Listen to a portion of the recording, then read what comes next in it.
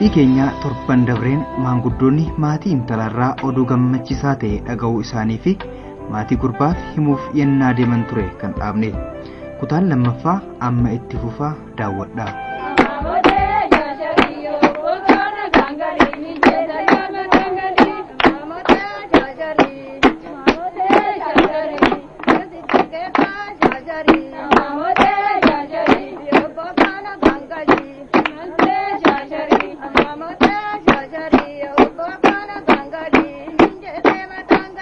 Maanguddoonnis beellama isaaniif qabameen maatii intalaa waliin waliigaluu isaanii dhaabbannaa maatii intalaa fi kan intalaa guyyaa beellamaa akka guutamu maatii gurbaaf himu. Obbo Tashooma obbo Namarraanii mucaan kootiif mucaan isaa walii liikkiidhaan nan kennaaf jedhanii haadha isaas qoratanii gammadanii maqaa Waaqayyootiin yoonaa guuttanii isiniin kenna jedhaniiti mucaa kee gara fuudhaatti geessinaa wilii galaniiru qaxaroo jira. Waaqayyo ulfina isinii haa kennu gooftaanii anisoo mucaa namaat jedhee tanoo itti seergadhee abduu koon naa kenne milkiin naa kenne ulfaadhaatii dhaxxanii naaf usiltuu isiniin eebbisa. Egaa dhaaba sudhannee galle wayyaa lamaa sadhaaluu fi sedhattu saawwa lamaa waan hundumaa nu guuttan jedhaniitu nu gammachiisanii torban afurarraa kottaa nuun jedhaniiti gammadaati dhadhee yoo Waaqayyo isinii kenne dhadhee mucaa kana isinii finna. Baay'ee ulfaadhaa Waaqayyo ulfina isinii haa kennu nagaadhaan mana keessanitti galaa. Yafidii deengata biqilaa kaleessaa.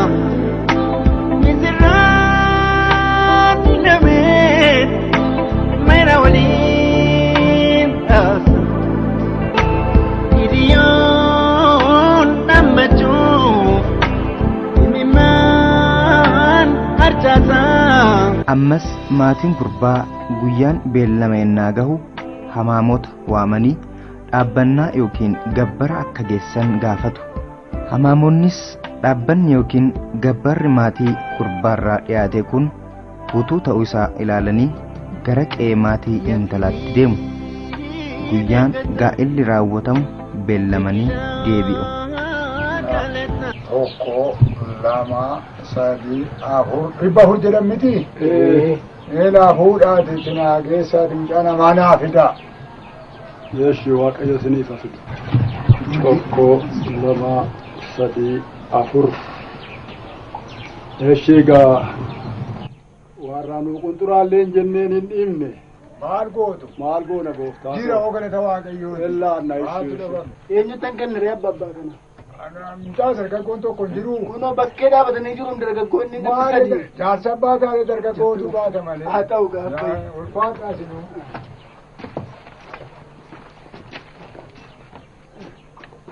Daa seeraan qabee kan manoo soddaan. Maatiin intalaas dhaabbannaa gaafatamu hunda guutuu ta'uusaa ni gaafatu. Waan hanqate yoo jiraates akka isaaniif guutamu ni gaafatu. Nagaadhaan deemina. Maqaan isaa galateeffamu. Hamaanumtuu nuun qaxxabne. Nooraa jenaa joon. Nooraa jennu. Nooraa jenaa isheedhaa Dooree nagaa keessa taa'a. Obbo Tumsaa qaxaroo dhaba keenyaatu geenyaanan dhufe mucaa abbo namarraa kana horiidhaan fideetii guuttadheen dhufeetii naa kennaa hidheetanii dhufe. Kan itti wal fuudhee kan ittiin wal heerumsiisu yoo nu guuttanii sira'u qaalii isiniin galleerraatii isin ilaanna. Ishii gaariidha. Mee gundoo nu ergaa kaamee aadaa keenyaatti egaa gooftaa koo achiis hin dhibamne asiis hin dhibamne mee wayyaa kana olluu kennaati hin gammachiifna warra mana kanaa gammachiifnee maqaa isaanii eebbaan fudhannee deemna. Waaqayyo eebba jaallata.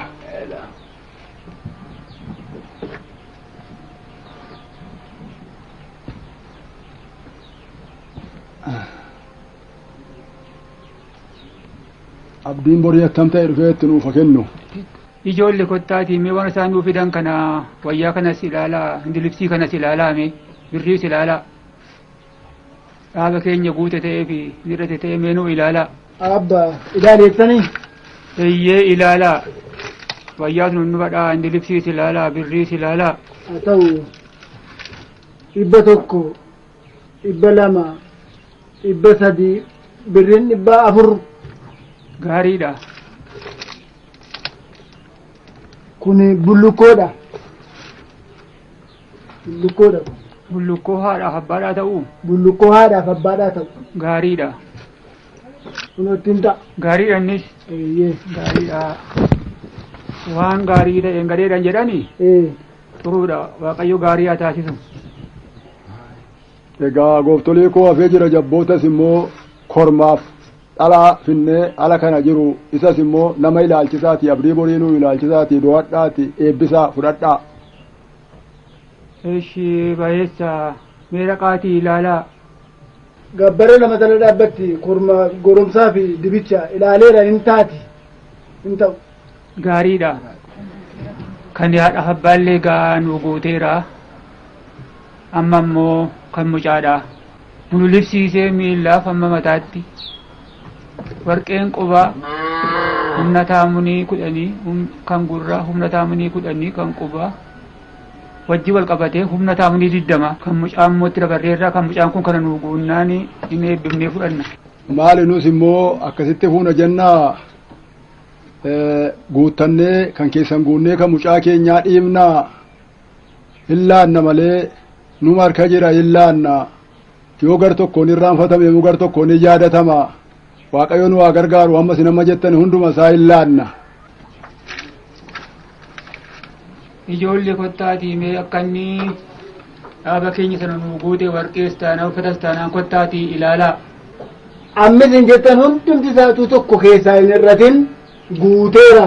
Kun immoo wayyaa seemuruu guutummaa yaaseeti caammaan seesi hundumtuu shurraabii kukubbaan hundumtuu asuma jira guuteera hundumtuu guutuudha. Waan hundumaa guuttannee ragaa guyyaa nuu kennaa mee guyyaa fuudhaaf eerumaa achi nu jalaan fageessinaa arfaa isaanii booddeedhaan dhufa waan ta'eef adaraa mannoo manuma keessanii mucaanoo mucuma keessanii mee asuma butaa nuu qabaaka. Yoo Waaqayyoo isinis ittiin ga'ee nus ittiin ga'ee torbana fudhadhaa atti isinii qabneerra. Eshee galatoomaa nus hin eegganna isa guddaayyuu hin eeggannee kun immoo fagoo maalii tiree gooftolee koo isinis galatoomaa irratti bulaa nus immoo Waaqayyo nu haa gargaaru. Waaqayyo yoo jedhe ittiin nu haa ga'u jenneerraa duruu egaa gaaffii kun wanti kun gara raawwiitti dhiyaateera. Maseena tokko akka aadaa keenyaatti xaafii kuntaala tokko soogidda gaamada 2 damma faraasillaa tokko nuufiddu kun kanni hamaamota keessaniitii biinzee keessaniiti kana fudhaa galaa. Waliin dinnu isa kana caaliyyuu hin hojjenne waliin dinnu hin fudhanna. Yeroo ammaan kana firummaan cimaa deemaa waan jirtuuf wanni nyaatamuu fi dhugamu buna qalaa dabalate jechuudha eebbisanii ni nyaatu. Bitaa mirga ta'aatii horaa jedhaa kaa. Intalli nuu boortuu horiin isinii boortuu. Ya fidii dengata biqilaa kalata misirraan namee meera waliin taasa hiriyoon dhammachuu himimaan harcaasaa. Maanguddootiin dhaabbannaa geessaniin maatiin intalarraa fudhatamummaa argachuusaa fi guyyaan gaa'illi raawwatamu guyyaa murteeffatanii beellama qabachuu isaanii maatii gurbaatiif himu ammas. Obbo Tashoma waadaa nuu galanii mucaa nuu kennanii horiis gammadanii fudhatanii maqaa Waaqayyootiin fudhatanii qe'ee nagaadhannee qe'ee nagaatti deebineeti eebbisaa. Akka biqilli kun dhufe jiruuf jireenyi siifa dhufu. Maca gaariitti jiraatu. Barbadaa walii atisu. Booruu walii obaasu. Maca gaariitti jiraatu. Nagee Guyyaa fuudhaa fi heerumaa raawwatamu irrattis gurbaan miinjee isaa fi hiriyoota isaa waammatee hamaamota dabaluun mana keessatti wanti nyaatamuu fi dhugamu buna qalaa dabalatee jechuudha hamaamotaan eebbisanii ni nyaatu. Kanni nagaadhaan naqee nagaadhaan akka galu ana moosite eebbisaa jaartii koo. Iyyo abbaate dura eebbisa. Galatoomfami. Akka biqilli kun dhufe jiruuf jireenyi siifa dhufu. Ameen. Maca daariitti jiraatu. Ameen. Barbadaa walii atissu. Ameen. Booruu walii awbaasu. Ameen. Maca daariitti jiraatu. Ameen. Nagee nagaan biyya dhufu. Ameen. Hamaan biyyarraa fagaatu. Ameen. Hamaafamtuu biyya laaloo qilee aanaa kana waaqayyo haa fageessu. Nagaan haa bu'u. Karaa har'a gaangeen kuniif jabbooti kun deemte eessuma adeemu durbiin adeemu. Andoodee gorbaa ta'i. Bonaa ganna lalashi. Caffee lagaa ta'i. Bonaa ganna lati. Karaa har'a mucaan kun dhufte eessumni durbiin adeemu. Yafirii deengata biqilaa kalata misirraa dinamee meera waliin taasa hiriyoon dhammachuu mimaan harcaasaa manguddaan seebbaa matatti garroobsaa.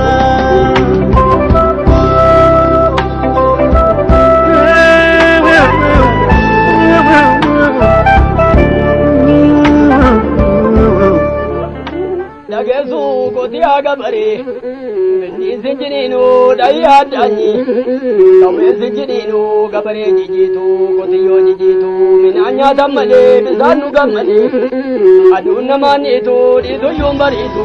Guyyaanis guyyaa gaa'illi raawwatamu waan ta'eef ni sirbama ni ililchama. Gammachuun guyyaa kana guddaa waan ta'eef.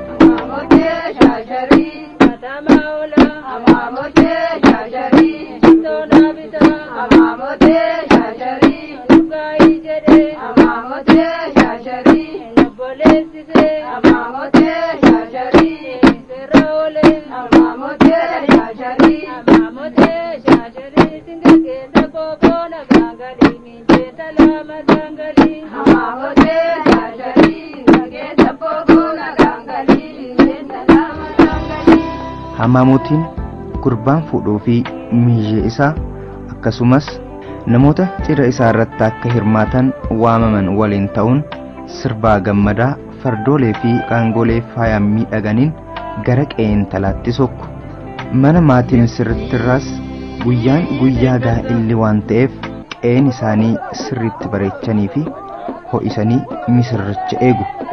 Akkaataa aadaa naannoo kanatti dubartoonni walaloo fi yeedaloo bareechanii sirbaan misirrichaa fi miinjee isaa arrabsu.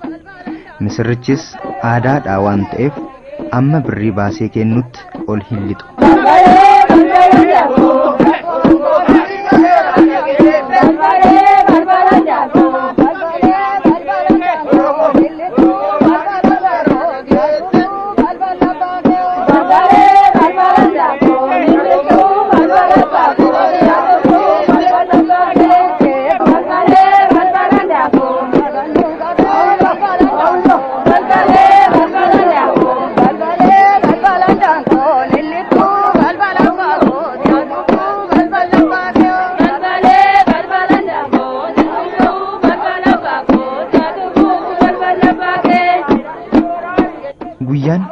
Guyyaa gammachuuti.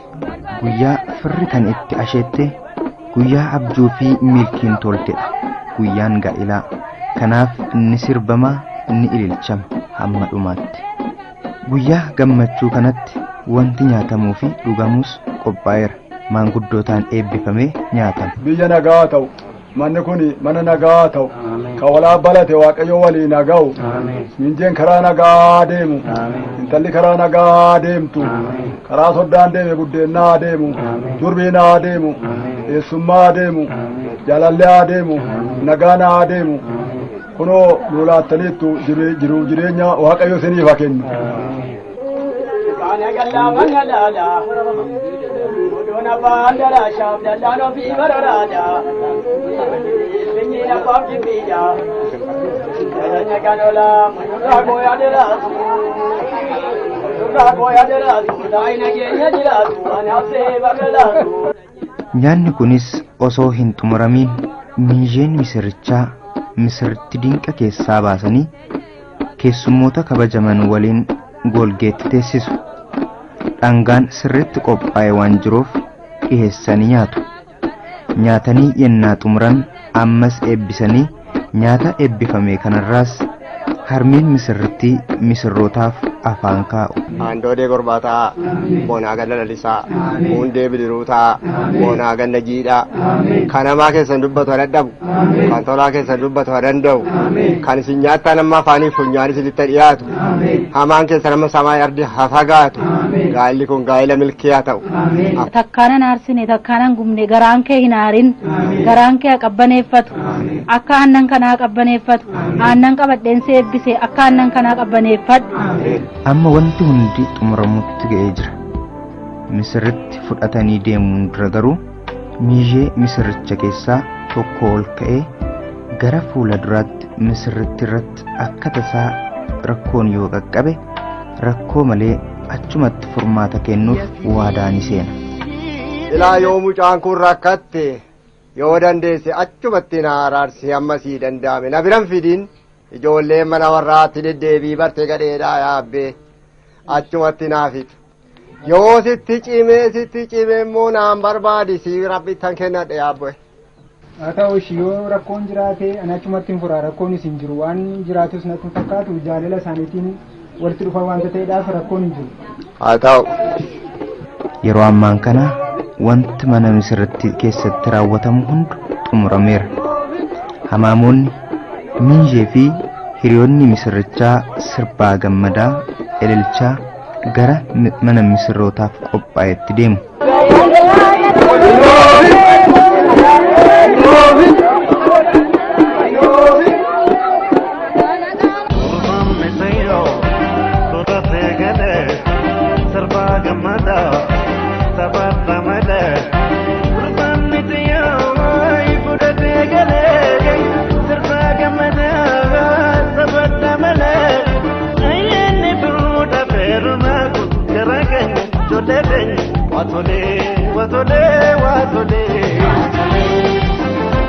Wanta nama ajaa'ibsiisu immoo duraan misirricha gara mana misirrittiitti seenuuf birrii kennee ture. Amma dabareen kan misirrittiiti. Isheenis akkaataa aadaa naannoo kana birrii osoo hin kennin gara mana misirrichaatti ol hin seentu. Aadaan mallattoo saba tokkooti. Sabni kamiyyuu aadaa isaatiin ittiin boonuu kunuunsee dhalootarraa dhaloota itti aanuuf dabarsuun gootummaa waan ta'eef hundumtuu gahee isaa taphachuun gootummaa isaa agarsiisuu qaba.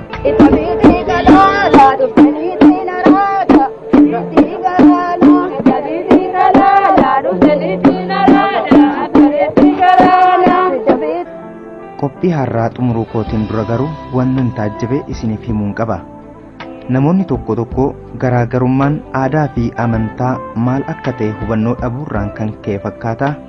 Aadaa jiruun haalaan itti fayyadamuu fi kunuunsuu keessatti gahee isaanii taphachaa hin jiranu. Kanneen immoo aadaa boonsaa ta'e kanaan itti fayyadamanii akka dagaagu gochuuf shoora olaanaa taphachaa kan jiranis hedduudha. Hubannoo uummata cimsuufis ta'e aadaa jiru sirriitti akka kunuunfamu gochuun gaheen waajjirri aadaa fi turizimii fi kan uummataati.